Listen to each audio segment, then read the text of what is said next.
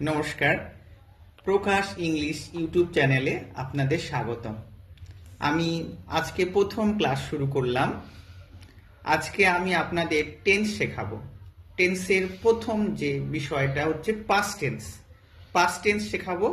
Past টেন্সের simple past tense যেটা আছে সেটা আজকে শেখাবো। সিম্পল পাস্ট টেন্স অতীতকালে যে ঘটনা হয়ে গিয়েছিল বা ঘটে গিয়েছিল এরকম বোঝালে সিম্পল পাস্ট টেন্স হয়। অতীতকালে যে কাজটা হয়ে গিয়েছিল বা ঘটে গিয়েছিল, যেরকম আমি ভাত খেয়েছিলাম, আমি ঘুমিয়েছিলাম, আমি বিদ্যালয়ে গিয়েছিলাম, এগুলো সবই হচ্ছে সিম্পল পাস্ট টেন্স। আচ্ছা, সিম্পল পাস্ট টেন্সের নিয়ম। সিম্পল পাস্ট টেন্সের নিয়ম হচ্ছে সাবজেক্ট যোগ ভার্বের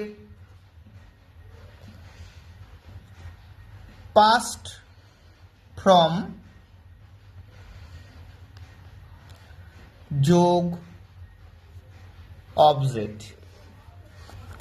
যেরকম আমি বিদ্যালয়ে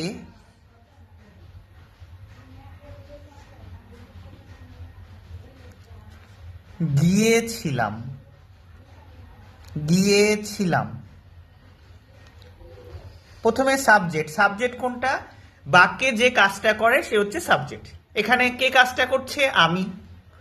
আমিকে ইংরেজিতে কি বলে? আই হলো। তারপর ভার্বের পাস্ট ফর্ম। ভার্ব কাকে বলে? যে শব্দের দ্বারা কোনো কিছু করা বা হওয়া বোঝায় সেটা হচ্ছে ভার্ব। ভার্বের পাস্ট ফর্ম। এখানে ভার্ব কোনটা? কোন কোন শব্দটা দিয়ে করা বা হওয়া বোঝাচ্ছে? গিয়েছিলাম। গিয়েছিলাম দিয়ে করা বা হওয়া বোঝাচ্ছে। গিয়েছিলাম ইংরেজি কি? যাওয়া ইংরেজি গো।